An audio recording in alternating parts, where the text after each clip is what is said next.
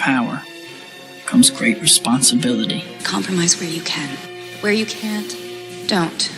Even if everyone is telling you that something wrong is something right, even if the whole world is telling you to move, it is your duty to plant yourself like a tree, look them in the eye and say, no, you move.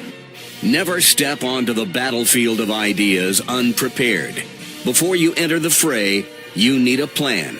And there's no better place to get one than right here on Tactics with host Caleb Colquitt. The Situation Room goes live now on News Radio 1440. Good evening, everybody. Thank you so much for joining us here on Tactics, where speech isn't violence, tolerance isn't love, and disagreement isn't hate. Regardless of what venue you're joining us on, Facebook, YouTube, Twitter, Twitch, Periscope, we appreciate you being with us. You know, I had every intention of coming back with a big New Year's special and doing a decade in review, and it turns out we're not going to be able to do that today. We're going to do it tomorrow. This is something that is just kind of in the nature of the news business. You have to be willing to adjust. You have to be willing to do whatever the moment or the day or the event that you're covering calls for. But today is a very strange one to have to do because it's news that affects me personally. It's news where I'm part of the story. And so we're going to spend the entirety of the show talking about something that has happened to me and the entire Cumulus Montgomery and News Radio 1440 family.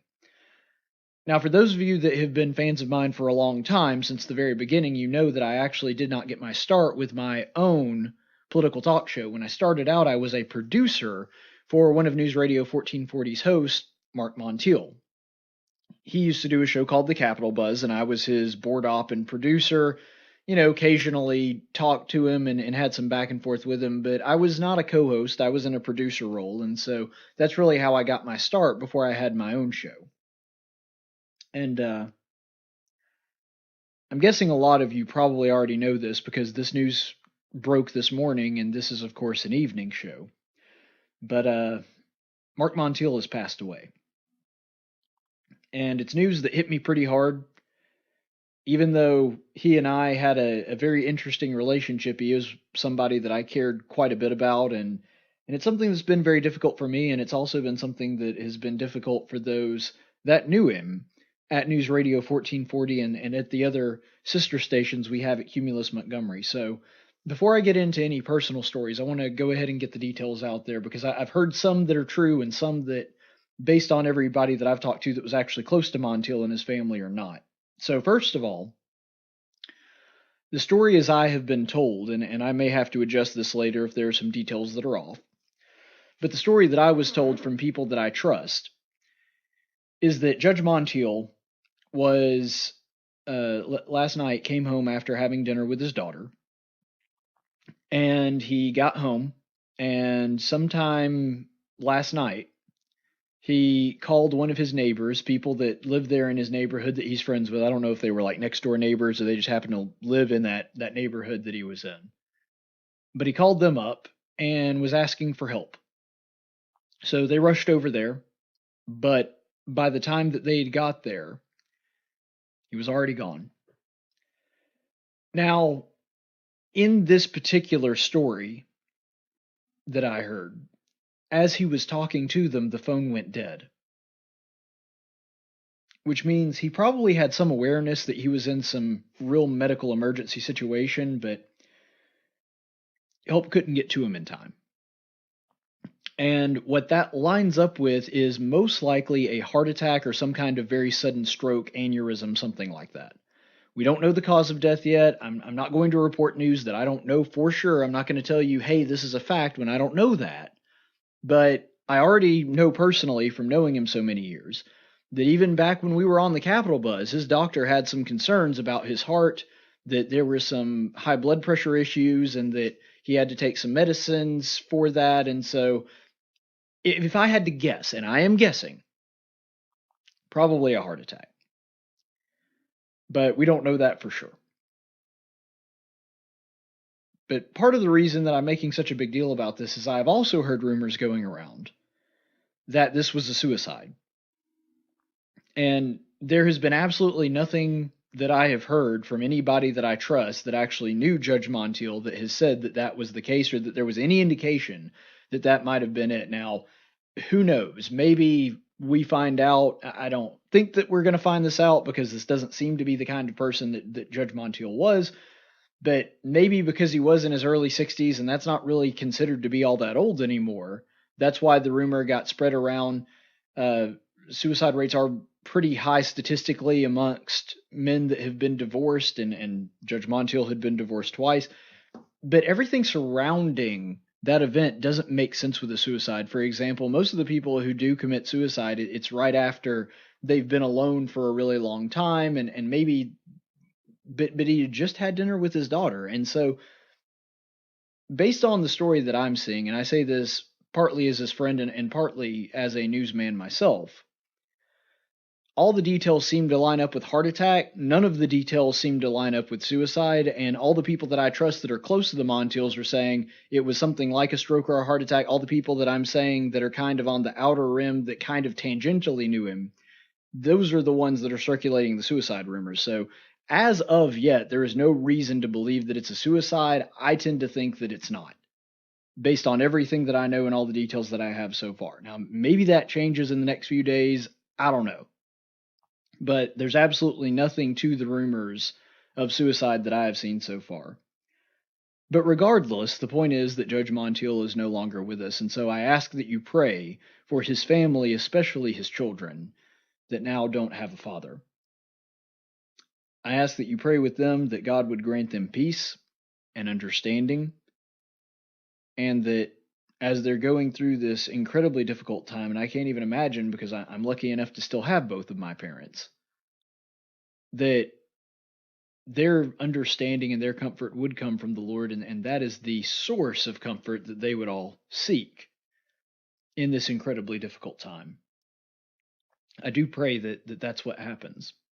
And I pray that for anybody going through the loss of a loved one. But I do want to talk about the man himself. I want to discuss who he was, because he was a very public figure, and a lot of you people that know me from my Capital Buzz days and know the kind of back and forth that we had, you know a lot about his personality, because the thing about talk radio, you can't hide when you do talk radio. You can hide to a degree when you're a DJ, when you're only on for 2 or 3 minutes at a time. You can hide to a degree when you do that, but if you're in, and it doesn't matter if it's sports talk or news talk, you're in talk radio, you can't hide. You can't talk to a group of people for 3 hours a day and them not get a pretty good indication of who you are. I'm not saying that there aren't things about yourself you can hide, because I myself have done that before. But as far as your overall personality and the kind of person that you were, when you do this for a living, you just can't hide it. You can't keep it under wraps for very long. That comes through your microphone. And it's part of the reason that people love this format. It's part of the reason people like talk radio, is because it almost feels like you're talking to a friend about sports, or you're talking to one of your friends about news and politics. That's why people like this venue. And so for those of you who were fans of his when he was on radio, it feels like you know the guy, because to a degree you kind of do.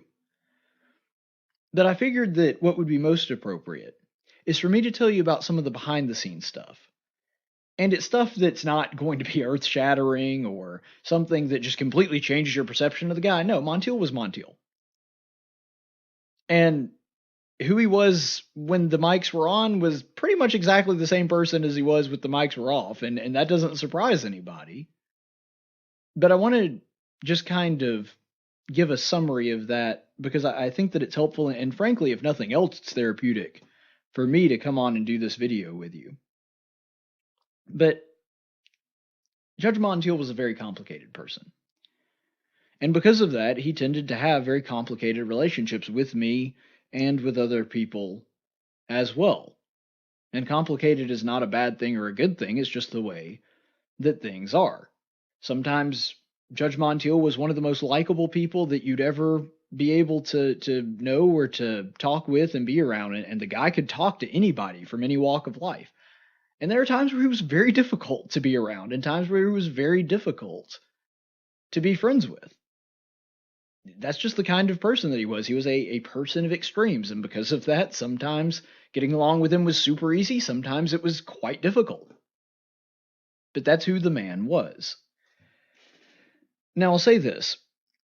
I will only speak from my personal experience. And that is the experience of a friend and coworker.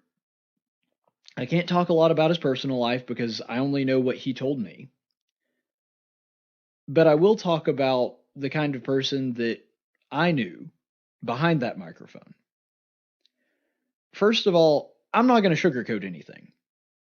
I think that sometimes when people do a eulogy or do one of these tributes, they tend to try to cast the person in such a light that they were perfect, they only talk about the good things. I'm not going to do that. And there's a couple reasons. First of all, it's not me, and you know it's not me. But also because, frankly, if Montiel were here, he'd scold me for it. And you know he would. If he were standing right here and I did nothing but make him sound like somebody who did everything right, now he'd be touched, but he'd also say, Caleb, come on now. And I mean, that was just vintage Mark Montiel. That's the kind of person that he was. He would want me to tell the good and the bad. And so I'm going to kind of mix it in here. First of all, he was a person that could be incredibly arrogant and stubborn. He was one of the most stubborn people that I've ever known. And it's probably the reason he and I got along so well. Because I'm stubborn too. And if you ever heard some of the times where we would disagree with something the other one said on air, that came out in full force. We were very opinionated people. That's why we're in this business. And we would go at it with each other on a pretty regular basis. We were always respectful. But we would call each other out on things. I remember one of the things that he was incredibly stubborn about was music. And he didn't really have a music background. I did. And I remember one time we got into a fight about an AC/DC song. He really hated AC/DC. In fact, he got on to me one time for playing AC/DC after a commercial break.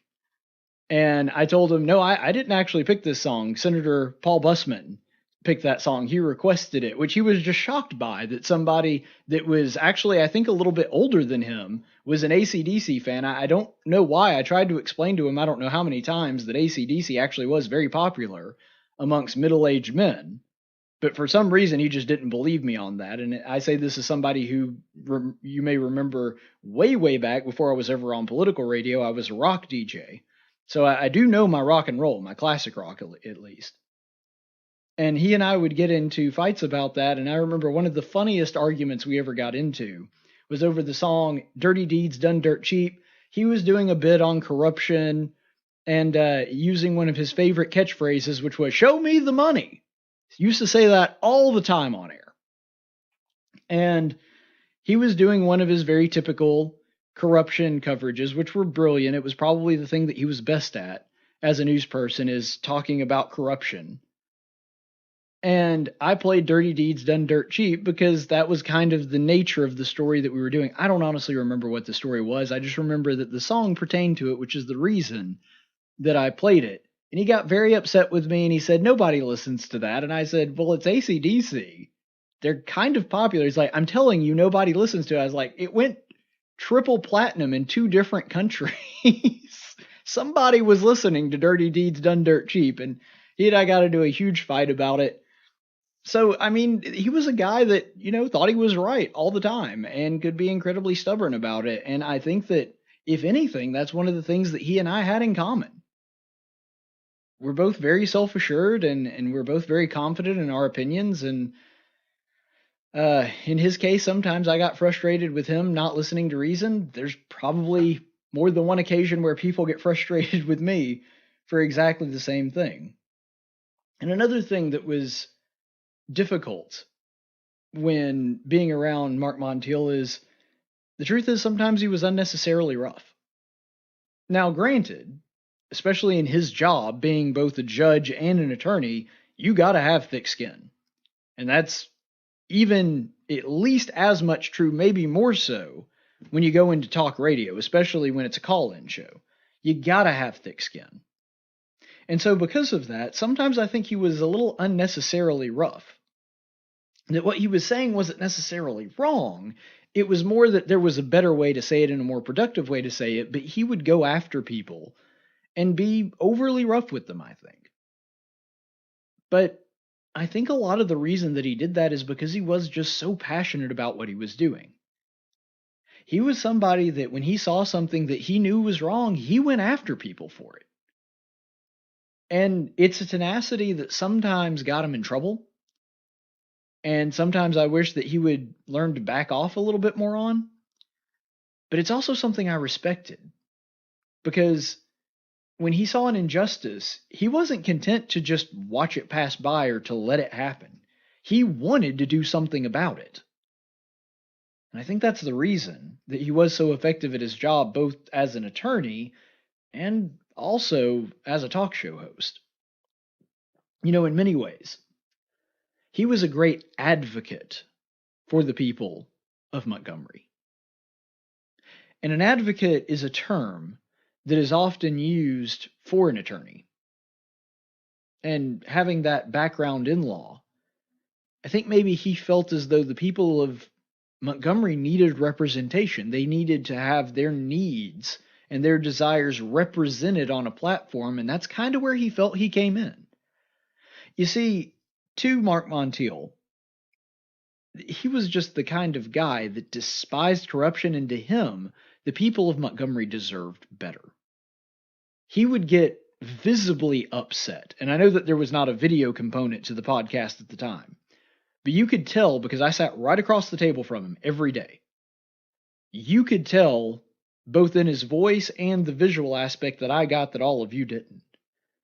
How angry he would get at people taking advantage of the citizens of Montgomery. It's one of the reasons that people were so drawn to him is because you could feel that. You knew that this guy really cared about the people of Montgomery and was looking out for them. Sometimes, like I just said, he went about it in a way that I thought was overly harsh, but the passion was there and people could feel that. And it's something that people really respected about him. Something that I respected about him. And with that passion came something else. Loyalty. When it came to Judge Montiel, he was an incredibly loyal person even when it didn't benefit him to do so. I cannot tell you the number of times that he would reach out to me and talk to me and be an advocate for me personally when it didn't really help him at all to do so. And I'll tell some more stories about that in a second because I've got it written down a little bit further down. But just to give you an idea of how important this was to him, there were times where he no longer worked at the company. And I didn't reach out to him. He would do favors for me just because that's the kind of person that he was. He was a very loyal individual. And he respected loyalty in others. But it was not at all uncommon for him to go out of his way to help somebody even when he knew they couldn't pay him back. He knew there was nothing that they could do to help him in the same way that he was helping them. He did an awful lot of legal work pro bono. He knew he wasn't going to get any advantage out of it or any incentive out of it. He did it because he thought it was the right thing to do. And that's just yet another quality that I really admired about him. Something else that I don't know how often it came across on the air because I've lost track of it. And again, you wonder in looking back in your memories of working with somebody in the media like Judge Montiel, how much of that came across through the microphone and how much of it kind of stayed in the studio. I want to say that this came across to the audience, but if just in case it didn't, something that all of you should know is that Mark Montiel really loved young people. Now, my father was a teacher. My mother and grandmother were Bible school teachers, and I come from a long line of ministers. And because of that, I've been around people that genuinely love young people, and I've also been around people that are putting on an act. I've seen it. And I'm not bashing the people that are putting on an act. I mean, to a lot of those people, and frankly, I even sometimes find myself falling into this category, They're putting on the act because they're naturally uncomfortable, and they're just doing their best. They're doing the best that they can to not make other people uncomfortable or make the kids feel as though, they're unwanted or unwelcomed. And that's just something that doesn't come naturally for a lot of people. And I understand that. I'm not bashing those kinds of people at all. What I am saying is with Montiel, there was not an ounce of that. I've been around teachers that genuinely love students and really wanted them to succeed, really wanted them to reach their fullest potential. I can tell when another person is blowing smoke up somebody's butt, and I can tell when somebody is being real. And with Montiel, I can tell you it was absolutely not an act. That man loved young people. He loved seeing their potential. I don't know how many times when there were young people coming through the studio and he had no obligation to talk to them. It was something with a sporting event, maybe some high school athlete, something like that. He would go by, talk to them, make them feel important, sometimes even offer to bring them on the air with no provocation whatsoever. It's an ability and a talent that honestly I lack and I wish that I had. But that was a part of who he was, and even more impressive is that he was that way with special needs people. I honestly don't know if Judge Montiel had somebody like that in his life, but typically the kind of people that are as fierce advocates of people that are special needs who have some kind of mental disability, typically people like that are people that have someone like that in their family that they've had to personally take care of. A great example is my former co-host, Laura Glidewell. She has a brother that she's talked about on the air many times who is special needs, and because of that, she has a soft spot in her heart for other people that are special needs. To my knowledge, Montiel didn't have that and still had that same soft spot in his heart for people like that. And with understanding, because he was such a fierce advocate for things like the buddy walk and for other things that helped people in that position, with everything that I've said today, I think the best way to sum that up, the best way to sort of bring that to a head is that Mark Montiel was the kind of man who cared about the little guy. He cared about people that were weaker. He cared about other people taking advantage of people that were not in a position to defend themselves. Now, granted, he didn't like politicians or powerful people taking advantage of anybody, and that's part of what made him so good at his job. But he had a special kind of passion for helping people that were defenseless, people that did not have the ability to take care of themselves. And I think that's who he was as an attorney and a judge and as a talk show host. That's just the kind of person that he was. If anything, he cared too much. If anything, he was the kind of person that, frankly, he let things get to him because he cared so much about them. And honestly, that's not a terrible quality to have.